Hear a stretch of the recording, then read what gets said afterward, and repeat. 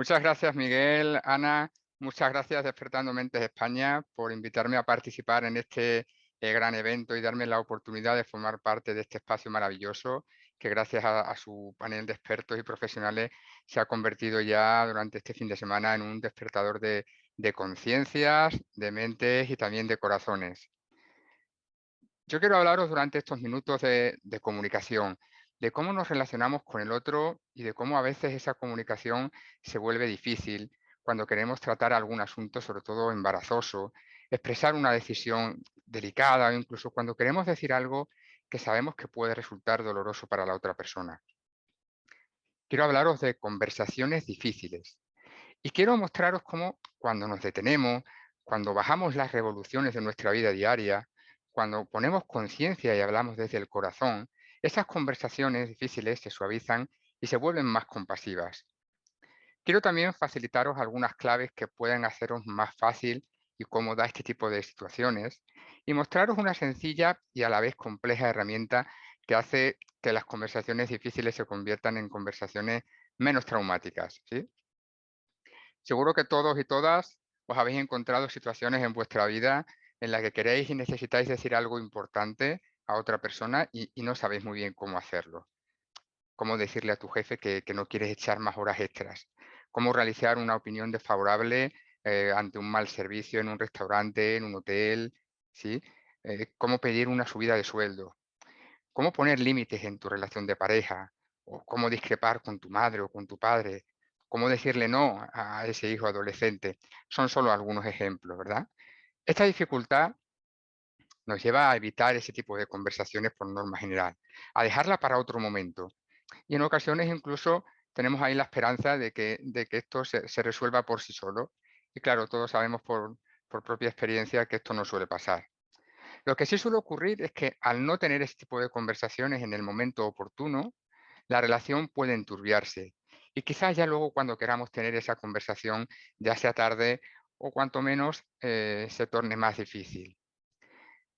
En la mayoría de los casos, las conversaciones se convierten en conversaciones difíciles cuando queremos tratar asuntos que resultan delicados, cuando son asuntos relevantes y trascendentes para nosotros, y pretendemos sobre todo que la otra persona nos entienda y acepte nuestra visión, a veces sin más, ¿no? Y no siempre estamos dispuestos a escuchar de una manera activa y empática a la otra persona. Suele suceder que las conversaciones difíciles son incluso difíciles antes de tener dicha conversación. Es decir, como seres sociales queremos quedar bien y, y tememos sobre todo la reacción de la otra persona, sobre todo si intuimos que será diferente a la nuestra, porque claro, eso puede suponer un conflicto.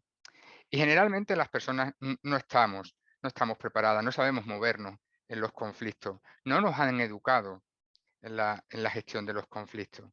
De hecho, si yo os pidiera que me dijeseis qué es lo primero que se os viene a la cabeza cuando nombro la palabra conflicto, muy probablemente la mayoría de vosotros y vosotras relacionaríais el término conflicto con palabras como combate, como lucha, enfrentamiento, guerra, pelea, ¿verdad?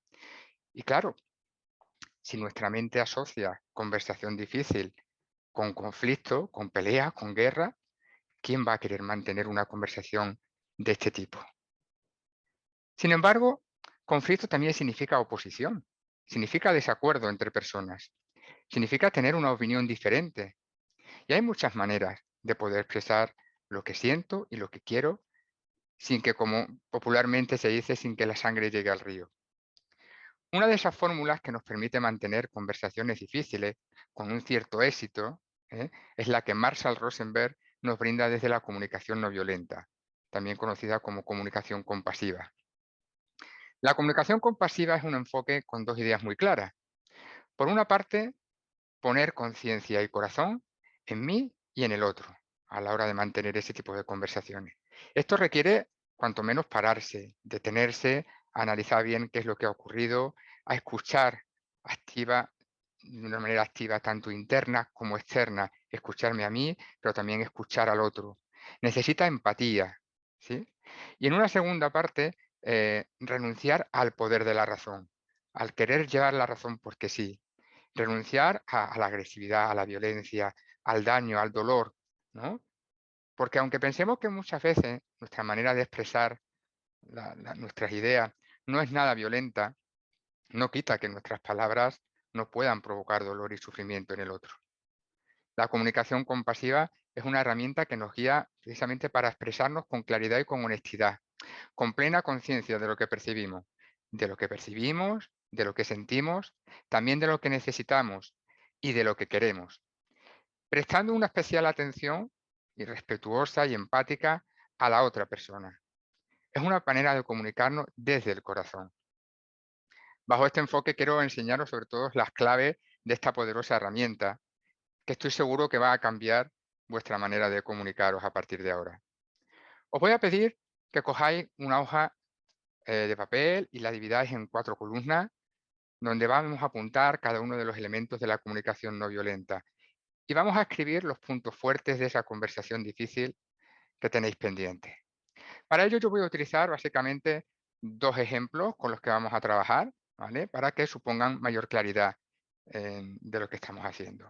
Una primera conversación difícil va a ser la que tiene pendiente ese padre o madre que quiere mantener con su hijo adolescente cuando, bueno, pues quieren hablar con su hijo para que de alguna manera pues se responsabilice pues, de alguna manera de tener limpia su habitación, ordenada y no pues como suele tenerla, ¿no? Que cada vez más sucia, con la ropa por el suelo, y bueno, pues esto hace que cada vez que tienen una conversación con él, pues realmente no lleguen a un entendimiento, la comunicación sea más difícil y ya no saben ni cómo hacerlo, ¿no?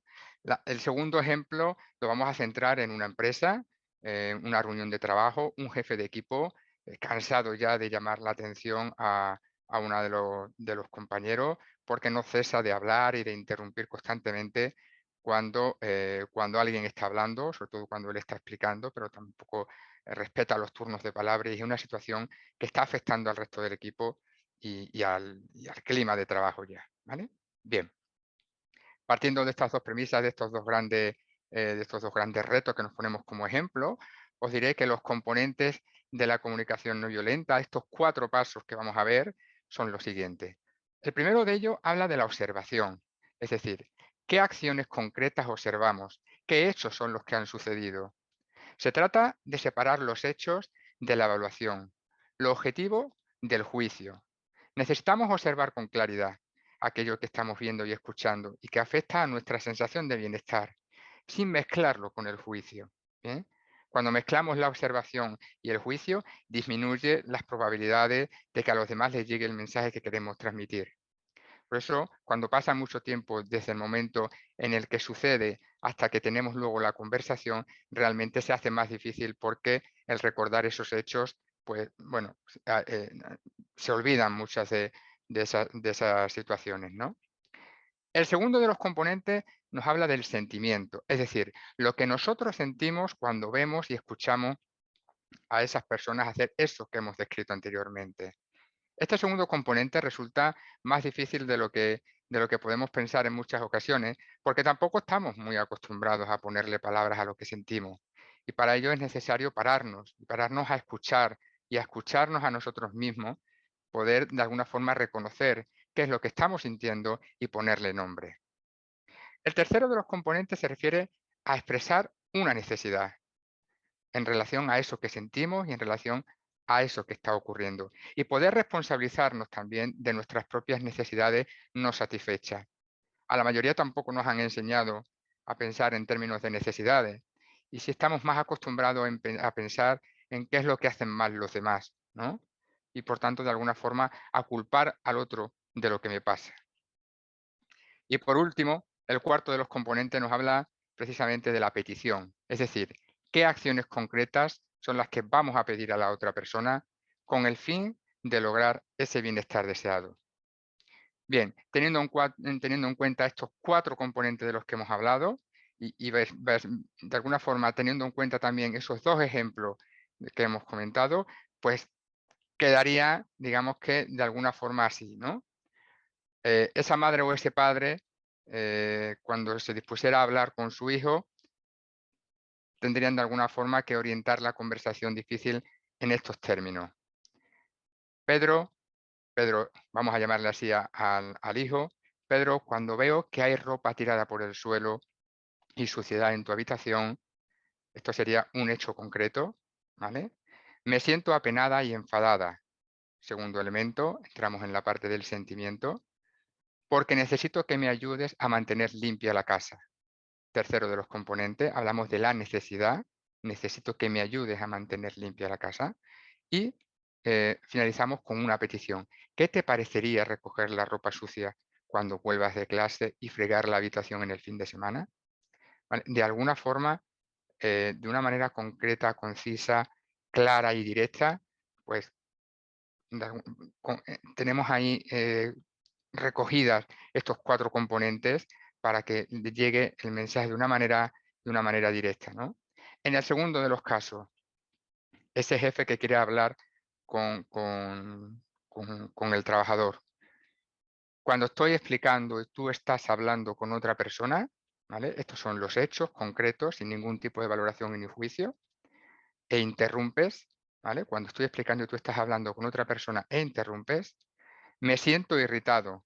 Aquí entra la parte de cómo yo me siento, porque necesito que todas las personas de la sala estén calladas para no distraerme de lo que quiero decir. Ahí esta sería la tercera parte de cuál es mi necesidad. Necesito que todas las personas de la sala estén calladas para no distraerme. La petición sería, ¿qué te parecería apuntar en un papel las dudas que tengas y hacerlas cuando termine mi exposición? De alguna forma, como podéis observar en estos sencillos ejemplos, el mantener nuestra atención centrada en estos cuatro componentes y ayudar a los demás a hacer lo mismo, se establece un flujo de comunicación que va de un lado a otro.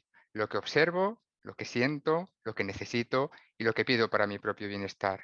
Lo que el otro observa, lo que el otro siente y necesita y lo que pide para su propio bienestar. La comunicación se vuelve más clara, sencilla y honesta. La clave a la hora de usar este proceso para comunicarnos es el grado de conciencia que ponemos sobre estos cuatro componentes, no en las palabras que intercambiamos. Con la comunicación compasiva evitamos el juicio, evitamos la reactividad, nos responsabilizamos de nuestros sentimientos y necesidades y nos abrimos al otro desde el corazón. Y de esta manera es posible una comunicación eficaz y amorosa. Espero que esta herramienta os permita disfrutar de esas conversaciones pendientes y lograr una comunicación que os nutra y os enriquezca. Muchas gracias por vuestra atención. Muchas gracias de nuevo a Despertando Mentes España por contar conmigo y que tengáis un magnífico día.